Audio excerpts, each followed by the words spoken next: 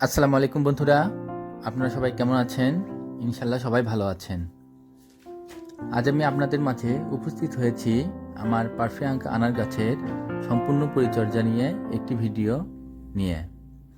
এই ভিডিওতে আমি আলোচনা করব আমার পারফিয়াঙ্কা আনার গাছটিতে আমি কিভাবে পরিচর্যা করেছিলাম, যার ফলে এত সুন্দর আনার ধরেছে এবং পর্যাপ্ত পরিমাণে আনার ধরেছে। এই বিষয়ে আমি সম্পূর্ণ আপনাদের মাঝে আজ শেয়ার করব। আশা করি সবাই ভিডিওটি কন্টিনিউ করে আনার গাছ সম্পর্কে ধারণা অর্জন করবেন এবং আনার গাছের পরিচর্যা সম্পর্কে বাস্তব জ্ঞান অর্জন করবেন এবং ছাদ বাগানে আনার গাছ লাগাবেন। অক্টোবর মাসের প্রথম দিকে আমার এই আনার গাছটিতে ফুল আসা শুরু করে। তারপর আমি আনার গাছটিতে একবার ছত্রাকনাশক স্প্রে করে দিই। পর্যায়ক্রমে আনারের ফুলগুলো খুব সুন্দরভাবে বেড়ে উঠতে শুরু করে। এভাবে সম্পূর্ণ গাছটিতে পর্যায়ক্রমে ফুল চলে আসে। তবে আমি আমার গাছটিতে কখনো পিজিআর স্প্রে করিনি। যেহেতু আমার গাছটির বয়স হয়ে গেছে, এজন্য আর পিজিআরের প্রয়োজন হচ্ছে না। আসলে জাত ভালো হলে পিজিআরের প্রয়োজন হয় না। যেহেতু আমার এই আনার গাছটির জাতটি খুব ভালো এবং গাছটি ছোপালো আকৃতি, সাইজে অনেক ছোট হয়ে থাকে এবং পর্যাপ্ত পরিমাণে আনার ধরে থাকে, এই জন্য আমি কখনো এই গাছে পিজিআর স্প্রে করিনি। শুধু এই গাছ নয়, আমি আমার কোনো গাছেই পিজিআর স্প্রে করি না। কি জন্য করি না? যে গাছের যখন বয়স হবে তখন অবশ্যই ভালো জাতের গাছ হলে আপনার অটোমেটিক ফল ফুল চলে আসবে। একান্তই যদি গাছের বয়স 2-3 বছর হয়ে যায়, তারপরেও যদি ফল না আসে, তখন আপনারা পিজিআর স্প্রে করতে পারেন। এই দেখুন, আমার এই গাছটিতে বড় ফলও রয়েছে এবং ছোট ফুল আসছে। এই বড় ফলগুলো বর্ষার প্রথমে ধরেছে। এই ফলগুলো বেশ সুন্দর হয়েছে এবং বড় হয়েছে, তবে অতটা লাল হয়নি। শীতের আবহাওয়া পড়লে এগুলো লাল হয়ে যাবে। এই দেখেন কত ফুল ধরেছে, মনে হচ্ছে যে এটি বেদেনা গাছ নয়, যেন একটি ফুল গাছ।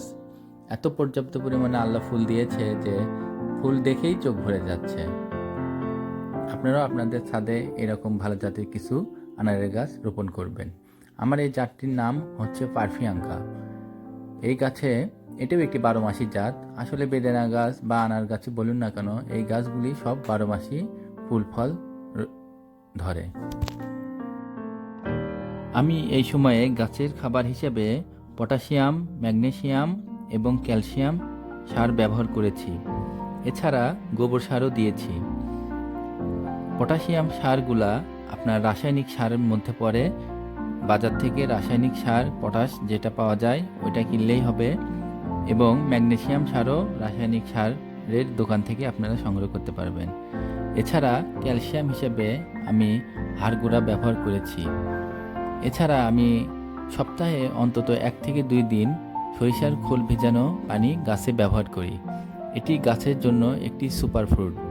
পর্যাপ্ত পরিমাণে ফুল ফল এবং ফলের কোয়ালিটি বজায় রাখার জন্য অবশ্যই আপনাদের সরিষার খোল ভেজানো পানিটা ব্যবহার করতে হবে।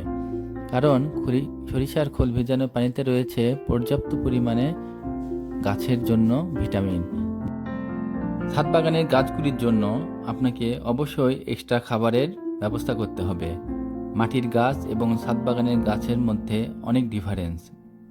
মাটির গাছের পর্যাপ্ত মাটি থাকে, ওখান থেকে গাছ নিজেরাই খাদ্য সংগ্রহ করে নেয়। কিন্তু ছাদ বাগানের গাছগুলিতে তত মাটি থাকে না এবং মাটির পরিমাণও কম থাকে। এই জন্য কিছুদিন পরপরই, অন্তত মাসে একবার হলেও গাছগুলিতে আপনার জৈব সার, রাসায়নিক সার এগুলো দিতে হবে। পর্যাপ্ত পরিমাণে খাবার অভাব যদি দেখা যায়, তাহলে আপনার গাছের ফল বড় হবে না, ফলগুলি দেখতে ছোট থাকবে এবং গাছে ফুল ফল আসবে না। গাছের পাতার রং হলুদ হয়ে যাবে, এমনকি যে গাছ মারাও যেতে পারে। এছাড়া ছাদ বাগানের গাছের জন্য তো পানির ব্যবস্থাপনা অনেক ভালো রাখতে হবে। আনার গাছ বেশি পানি পছন্দ করে না এবং কম পানিও পছন্দ করে না। এজন্য আপনাকে নিয়মিতভাবে পানি দিতে হবে। এছাড়া আনার গাছে যখন আনার বড় হয়ে যাবে, তখন আপনাকে মাসে অন্তত 4 বার হলেও ছত্রাকনাশক স্প্রে করতে হবে। কারণ আনারে ছত্রাকের আক্রমণটা একটু বেশি হয়, যে কারণে আনারে বিভিন্ন দাগ আসে এবং আনারের রং নষ্ট হয়ে যায়। আর বর্ষাকালে এটার পরিমাণ তো আরোই বেড়ে যায়। ছত্রাকনাশক হিসেবে আপনারা নাটিভোটা স্প্রে করতে পারেন অথবা ম্যানসার ব্যবহার করতে পারেন।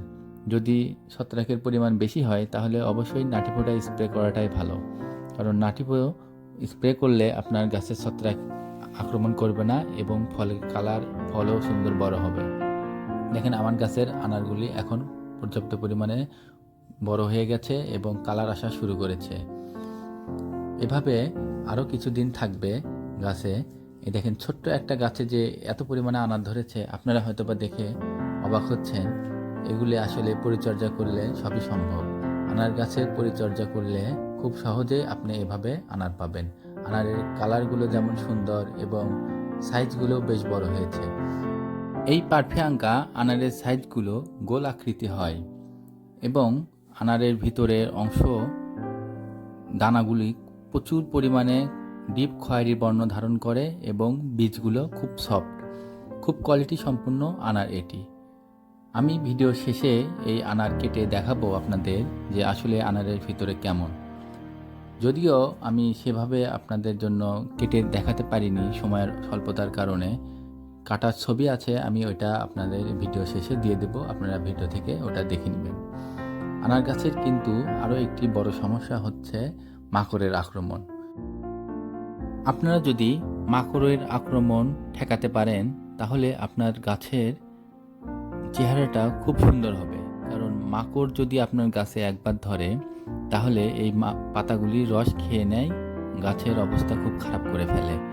এই জন্য কচি পাতা বের হওয়ার সঙ্গে সঙ্গে আপনারা সপ্তাহে অন্তত 2 দিন ভার্টিমেক স্প্রে করবেন। 1 লিটার পানিতে 1 ml হারে ব্যবহার করলেই হবে, কারণ আমি 1 লিটার পানিতে 1 ml হারে ব্যবহার করেই ভালো রেজাল্ট পাচ্ছি। অযথা বেশি ওষুধ খরচ করে কোনো লাভ নেই। এজন্য আপনারা অবশ্যই যখন কচি পাতা বের হবে তখন আপনারা সপ্তাহে 2 দিন মাকড়নাশকটা স্প্রে করবেন। ছত্রাকের আক্রমণ এবং মাকড়ের আক্রমণ যদি আপনারা ঠেকাতে পারেন তাহলে অবশ্যই আপনাদের গাছেও আমার এই গাছটির মতো এত সুন্দর ফল ধরবে। কারণ এই দুইটির কারণেই সাধারণত আনার গাছের থেকে ভালো ফল এবং গাছের চেহারা, গাছের গ্রোথ, এই দুটি সমস্যা দেখা দেয়। ছত্রাক আটকাতে পারলে আপনার গাছের ফলের কালার ঠিক এমন আসবে। এই জন্য আপনাকে ছত্রাকনাশকটি ব্যবহার করতে হবে। শীতকালে ছত্রাকের আক্রমণটা কম হয় কিন্তু বর্ষাকালে বেশি হয়। এই জন্য বর্ষাকালে আনারের দাগ একটু বেশি হয়। বেদেনা গাছের আরেকটি সমস্যা রয়েছে, সেটি হচ্ছে ফল ফেটে যাওয়া। যখন আপনার গাছের বেদানাগুলা বড় হতে শুরু করবে তখন মাসে অন্তত একবার ব্রোন সার স্প্রে করবেন, তবে পরিমাণ মতো। আপনারা ওষুধ ব্যবহারের সময় অবশ্যই মাত্রা অতিরিক্ত ব্যবহার করবেন না। তেমন সারের ক্ষেত্রেও মাত্রা অতিরিক্ত সার ব্যবহার করা যাবে না। অধিক ফুল ফল ধরাতে হলে আপনাকে অবশ্যই গাছ প্রুনিং করে দিতে হবে। প্রুনিং ছাড়া কখনোই আনার গাছে ফুল ফল ধরবে না। এই জন্য আপনাকে বছরে কমপক্ষে একবার হার্ড প্রুনিং করতে হবে এবং বছরের যে কোনো সময় আনার গাছকে আপনারা নর্মাল যে প্রুনিংটা থাকে এটা করে দিবেন। নর্মাল প্রুনিং যেটা আছে ওটা করলে আপনার গাছে ফুল ফল চলে আসবে। এই জন্য প্রুনিং করাটা খুব আবশ্যক। অবশ্যই আপনাকে গাছ প্রুনিং করতে হবে। এছাড়া আনার গাছ খুব দ্রুত বৃদ্ধি হয়। প্রুনিং না করলে আসলে গাছটির শেপ নষ্ট হয়ে যায়। আমার এই বেদেনাগুলি পরিপক্ক হয়ে গেছে। আজ আমি এই গাছ থেকে একটি বেদেনা হারভেস্ট করব এবং হারভেস্ট করার পর আপনাদের কেটে দেখাবো। একটু ধৈর্য সহকারে আপনারা ভিডিওটি দেখুন। আর আমার এই ভিডিও দেখে কেউ উপকৃত হলে অবশ্যই আমি সার্থক হব। চলুন আমরা এখন আমার এই গাছটি থেকে একটি ফল হারভেস্ট করব এবং আপনাদের মাঝে এই ফলটি আমি কেটে দেখাবো। সবাই ভালো থাকবেন, বেশি করে গাছ লাগান, অন্তত বাসা বাড়িতে, ছাদ বাগানে এরকম একটি করে ভালো জাতের আনারের গাছ লাগান। সবাই ভালো থাকবেন। আল্লাহ